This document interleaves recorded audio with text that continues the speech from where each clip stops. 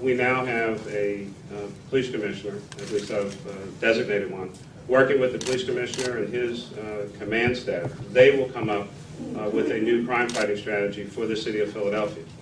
The chief tells me that we're ready to go on the first day. We'll go on the first day, but it will be a police decision with, of course, input from the mayor. Well, people want to be safe. The whys and wherefores and the details of how we get there, I think the public is more interested in good management, good authority, a good plan, and making this city a safer city. Do you plan to seek to change the way the police commissioner's executive staff is chosen? That's been a complaint by a number of police commanders. I'm sure you're aware of that. Will you move through the charter or some other way to change that for Chief Ramsey or anybody else who'd like to see them down the line? It's a matter of the home rule charter, and I plan to have conversations with members of city council and any number of people out in the community. This has been a serious concern for a long period of time. This is a paramilitary organization, and those constraints, while they may have been more than appropriate, and I give our charter framers 50 plus years ago, I'm sure they were doing everything that they thought was right.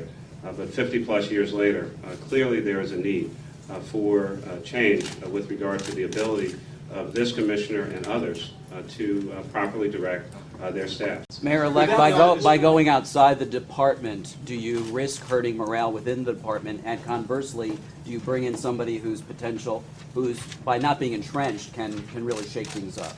I said a long time ago I was going to search locally, regionally, and nationally for the best person that I can find. As the chief has said a number of times, and I would echo, there are some really great people in the city of Philadelphia. That was my judgment to make based on my experience. Chief Ramsey is my choice. I think he's the best person to lead this department right now.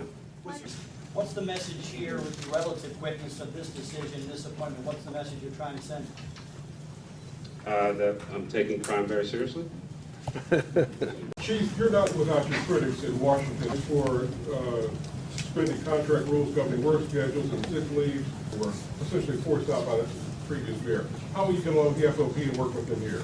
Well, let me correct a couple of things there. First of all, 57-year-old man, and everybody has a little bit of baggage around there. You may not want to admit it, but everybody's got a little bit that they're carrying around with them. And secondly, I wasn't forced out. I mean, we had a new mayor, like any mayor. He has the right to pick his cabinet. Police chief is one of the most important positions. You have to have a total level of comfort. He had his own vision of what he wanted to do, and he had a person in mind that he wanted to execute that. I absolutely don't have a problem with that. But after 9 years and a new mayor, certainly it's time to move on and do other things. Now, as far as my critics with suspending contracts and so forth, I have a great deal of respect for bargaining units, for unions. There have been occasions when I've had to suspend certain parts of the contract. You have to wait in D.C. anyway 14 days before you can reassign an officer to another shift.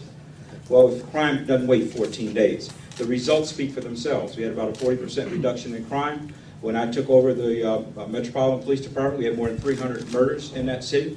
When I left, we had 169. So we've got a very, very good department in Washington, D.C., like we have a very good department here in Philadelphia. The bottom line is you have to fight crime whenever, wherever, and for however long it takes.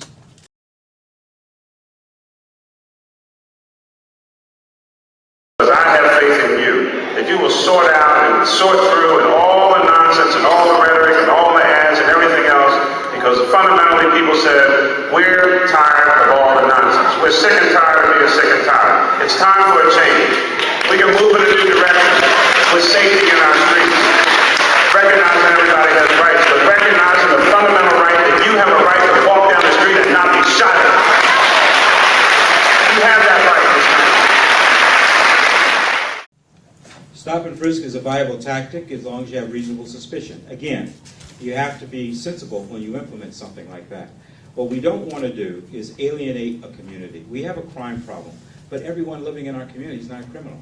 But we have to find a way to find that balance and to go after the people that are causing harm on our streets. So we'll use the standard that is the acceptable standard, reasonable suspicion. Yep. How you doing, sir? Come here. You got ID? What seems to be the problem? Huh? You got ID? No, you live around here? You're going to work. You know that guy sitting down there on the step? No. You know the guy that was sitting down there on the step putting his boots back on? And why were you talking to him? I was just saying hi to him. Why? You don't say hi to strangers. Why not? Not in this neighborhood. Hold on. Hold on. What you search yourself? No, I'm not asking you for consent. I'm gonna fucking get on because I just told you to. Don't fucking fight or you'll be on the fucking same block as him. We'll kick your ass too. You get back here What? and put your phone in the pocket. Boy, I gotta put my phone in the pocket. I ain't do nothing. Okay, well, then we'll Come on, officer. I'm sorry, officer. I didn't do nothing. You're under investigation right now. Investigation of what? I was walking. But you know, that's not what I saw. I was walking. I wasn't even. You're gonna be violating. We will engage in stop and frisk when it's warranted, as well as other crime-fighting strategies. But again, we'll do it in a way where we don't alienate the public at large. We focus on those that are causing problems. So if the man with the ticker tape tries to take it, this is what I'm gonna say. Blame it on Cain. Don't blame it on me. It's nobody's fault, but we need somebody to burn. Blame it on Cain. Please don't blame it on. So which one of those questions do you want to answer?